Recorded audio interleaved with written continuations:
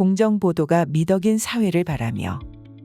이 칼럼은 2019년 7월호에 실린 칼럼으로 MBC 노동조합 비상대책위원장인 오정환 위원장이 쓴 칼럼입니다. 공영방송에 드리워진 검은 역사. 아줌마가 김 선생님 맞으세요라고 해. 맞습니다. 누구세요라고 했더니 만나기로 한 땡땡 엄마입니다라고 했다. 방에 들어갔더니 한인옥 씨가 앉아 있었다. 두 사람 모두 밍크코트 같은 것은 아니고 두꺼운 코트를 입고 있었고 중간에 코트를 벗었다. 치마를 입고 있었다.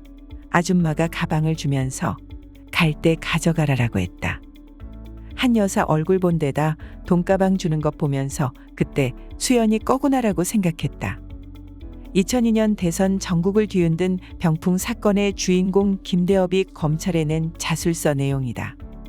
1989년 현직 대법관 부인인 한인옥 여사로부터 아들 병역 면제 청탁과 함께 호텔에서 3,500만 원을 받았고 다시 2000년 병역 비리 수사 때 입막음용으로 역시 호텔에서 5천만 원을 받았다는 주장이다.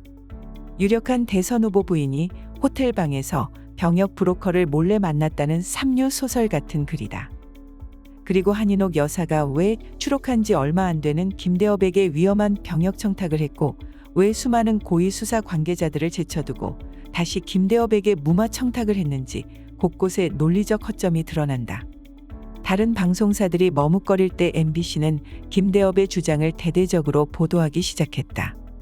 당시 MBC 보도국 간부들은 김대중 정부 들어 요직에 기용된 사람들이었다. 이회창 후보 진영에서 아무리 거짓말이라고 하소연해도 김대업 보도는 계속됐고 결국 여야 지지율이 뒤바뀌었다. 그 뒤 검찰이 수사를 계속했지만 김대업의 주장이 사실이라는 근거를 전혀 찾지 못했다. 그러나 이미 대선은 끝났고 달라질 것은 아무것도 없었다. 불행히도 이 2002년 병풍 사건은 공영방송의 불공정 보도에 대한 반성이 아니라 일부 정치인과 언론인들에게 성공 사례로 받아들여졌다. 2007년 대통령 선거는 이명박 한나라당 후보가 정동영 민주당 후보의 시종 압도적인 우세를 보이며 진행됐다. 당시 MBC 뉴스는 필사적이라 할 만큼 이명박 후보에 대한 부정적인 보도에 매달렸다. 예를 들어 2007년 12월 16일 이 후보가 BBK를 설립했다고 발언한 동영상이 공개되자 MBC 뉴스데스크는 전체 19개 리포트 중 12개를 할애해 융단 폭격하듯 보도했다. 선거 사흘 전이었다.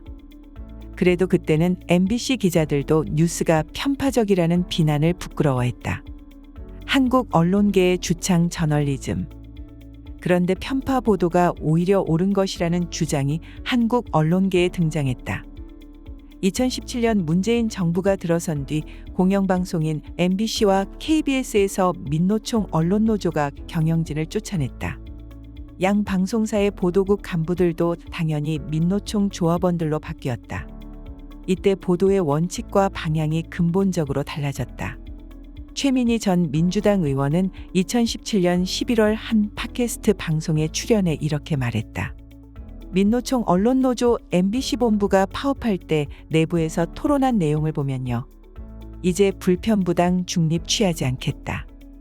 진실과 정의 그리고 객관 보도의 늪에 빠져서 헤매지 말고 진짜 정론을 하겠다. 이런 이야기들이 나온 걸 봤어요. 그리고 언론의 편파적 보도를 높이 평가했다. 최 전 의원이 오랫동안 언론개혁 운동을 하며 공정보도를 주장해온 사람이라는 게 믿어지지 않는 말이었다. 이는 KBS도 마찬가지였다. KBS 직원들은 경영진을 교체한 뒤 2018년 4월 출입기자 간담회를 열었다. 이 자리에서 새로 메인 뉴스 앵커를 맡은 KBS 김모 기자는 당분간은 일정 부분 편파적이라는 소리를 들어도 괜찮다고 생각한다. 기계적 중립에 매몰돼 진실이 거세된 무미건조한 뉴스만 해온 게 문제였기 때문이다라고 말했다. 공영방송인 MBC와 KBS 기자들이 입을 맞춘 듯 같은 소리를 했다. 그들이 소속된 민노총 언론노조가 주창 저널리즘을 들고 나왔기 때문이다. 주창 저널리즘이란 언론이 특정 이슈나 정책을 지원하는 게 옳다는 주장이다. 사회적 가치와 이념이 대립할 때 다양한 의견을 반영할 게 아니라 언론이 올바른 선택을 하도록 이끌어야 한다는 것이다. 비욘드 뉴스를 저술한 미첼 스티븐스는 주창 저널리즘을 이렇게 설명한다. 객관주의, 공정성, 불편부당, 그리고 균형은 꼭 준수해야 할 계율보다는 미덕으로 보아야 한다. 그것들의 불순함에 대해 경계해야 한다. 그것들은 다른 사람, 때로는 진리나 이해를 위해 좀 더 정직한 노력을 하는 사람을 때리는 몽둥이로 탈바꿈해서는 안 된다. 얼핏 들으면 타당한 말인 것 같기도 하다.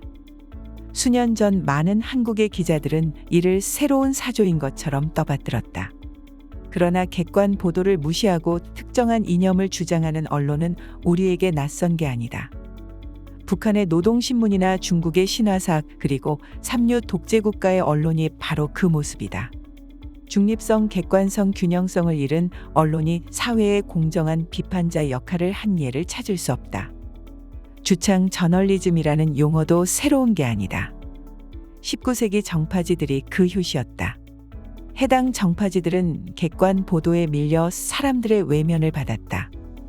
그러다가 미국 주류 언론이 사회의 요구를 제대로 반영하지 못한다고 비판받았던 1960에서 1970년대 주창 저널리즘이 다시 한번 주목받았으나 이 또한 독자들의 불신으로 퇴조하고 말았다. 미국의 주창 저널리즘은 인종차별 철폐와 여성해방, 환경보호 등의 정책을 지지한다는 뜻이었다. 한국처럼 보편적 가치 추구가 아닌 특정 정당의 집권을 수십 년 이어가도록 하겠다는 것은 주창 저널리즘이라고 부를 수도 없다. 한국의 주창 저널리즘도 2018년 이후 빠르게 목소리가 잦아들고 있다. 극단적 편파 보도에 대한 국민의 불신이 커졌고 학계에서도 비판이 제기됐다.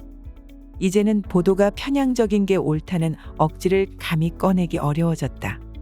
MBC 간부들마저 표면적으로는 공정 보도를 말하고 있다. 다만 어렵게 차지한 이권을 잃지 않기 위해 특정 정당의 집권에 사활을 거는 막무가내 이기주의가 그 자리를 차지하는 형국이다. 공영방송 불공정 방송 국민감시단. 이번 20대 대선을 앞두고 MBC, KBS는 과연 공영방송이 맞나 의심될 정도로 심한 편파 보도를 하고 있다. 물론 방송사 내 소수 인사가 주도하는 것이지만 민노총 언론노조의 위세에 눌린 대다수의 방송사 직원들은 이를 비판할 엄두조차 내지 못하고 있다. 이에 따라 대한민국의 민주주의 체제를 지키기 위해서는 시민단체라도 나서서 공정 보도를 지켜야 한다는 움직임이 일었다. 그동안 방송사 안에서 불공정 보도를 비판해온 소수의 MBC, KBS 직원들이 여러 시민단체와 손을 잡았다. 이들은 2021년 11월 30일 20대 대통령 선거 불공정 방송 국민감시단이라는 한시적 단체를 발족했다. 국민감시단에는 MBC 노동조합, KBS 직원연대와 더불어 공정방송을 걱정하는 시민의 모임 신전대협, 대학생 공정방송감시단, 환경문화시민연대, 환경과 복지를 생각하는 시민의 모임 환경과 사람들 공정보도감시단, 도농상생환경운동본부, 20일 녹색환경네트워크, 아리수 환경문화연대, 좋은학교운동연합, 자유교육연합, 행의정감시네트워크, 민주사회시민단체연합, 민주주의이념연구회, 자유기업원, 복지포퓰리즘 추방국민운동본부, 선진복지사회연구회, 한국시민단체 네트워크, 전국 NGO연대 등 다양한 단체가 참여했다. 뉴스 모니터링 작업은 MBC, KBS 직원과 대학생 공정방송감시단 소속 대학생들이 함께하고 있다. MBC 노동조합 기자들이 MBC 뉴스데스크를, KBS 직원연대 기자들이 KBS 뉴스9의 대선 관련 보도를 감시한다. 그리고 대학생들이 YTN, TBC, 연합뉴스TV의 뉴스와 시사 프로그램들을 모니터링한다. 시민단체 관계자들은 모니터링 결과를 감수하고 이를 전파의 시정을 요구하는 역할을 맡았다. 객관적이고 올바른 모니터링을 위해 불공정 보도의 유형을 이슈 편향, 비중 불균형, 프레임 왜곡, 주관적 편견, 용어 수로 편향, 편향적 출연자 섭외의 6항목으로 나누어 분류하고 집계하고 있다. 예를 들어 2021년 12월 26일 MBC 뉴스데스크는 윤석열 국민의힘 대선 후보 부인 김건희 씨의 사과 기자회견을 톱부터 리포트 3개로 보도했다. 이는 12월 16일 이재명 민주당 대선 후보의 아들 관련 사과 기자회견을 7번째 리포트 한 개로 보도한 것과 크게 차이가 났다. 이것을 비중 불균형으로 보았다. 같은 날 남편한테 사과하나. 용기는 긍정적으로 봐야라는 제목의 리포트에서 MBC 기자는 국민적 의혹은 그대로 남편에게 사과를 하는 막장 회견. 심판은 왜 하는지 덮어놓고 사과라는 등 거의 욕설에 가까운 표현을 사용했다. 민주당 등 다른 정당 인사의 발언을 전하는 형식을 취했지만 전형적인 용어 수로 편향으로 볼 수 있다. 고위공직자 범죄수사처가 민간인에 대해 전방위 통신 조회를 한 것으로 드러났다. 처음에는 TV조선 기자 몇 명을 통신 조회한 것으로 알려졌는데 점점 숫자가 늘어나더니 해당 언론사가 늘어나고 야당 국회의원을 무더기 통신 조회한 것으로 밝혀졌다. 공수처가 공직자 범죄 수사는 안 하고 정치 사찰을 하느냐는 비난이 쏟아졌다. 그런데도 MBC는 메인 뉴스에서 이에 대해 한마디도 보도하지 않았다. 급기야 윤석열 야당 대선 후보 부부까지 통신 조회한 것이 확인되고 정치권이 발칵 뒤집히자 그제야 마지못한 듯 뉴스데스크에서 이를 보도했으나 MBC 기자는 야당 대선 후보 부부 통신 조회에 대해 딱 한 문장을 언급하는 데 그쳤다. 이것은 이슈 편향으로 보았다. 2021년 12월 26일 MBC 뉴스데스크는 진영 안 따지는 실용 내각, 박근혜 면담 기대라는 제목의 리포트를 방송했다. 제목에서 보듯이 MBC는 이재명 후보에 대해 실용이라는 수식어를 지속적으로 사용해왔다. 이 후보가 정책 말 바꾸기와 일관성 없는 입장을 보여도 이를 실용주의로 미화한 것이다. 반면에 윤석열 후보에 대해서는 이준석 대표와의 갈등을 계속 강조해 꽉 막힌 사람이라는 인상을 만들어가고 있다. 이는 프레임 왜곡에 해당한다. 국민감시단의 공영방송 모니터링 통계를 보면 불공정 보도의 추세를 볼 수 있다. 같은 사람이 모니터링 작업을 했는데 2021년 12월 첫째 주에 총 64건의 편파 왜곡 사례가 발견되었던 데 비해 12월 다섯째 주에는 총 88건으로 늘어났다. 불공정 보도가 시정되지 않고 있다는 것을 알 수 있다. 2022년 새로운 정부가 들어선 대한민국은 모든 방송의 불공정 보도 시비가 더 이상 일어나지 않는 나라가 되길 기대한다.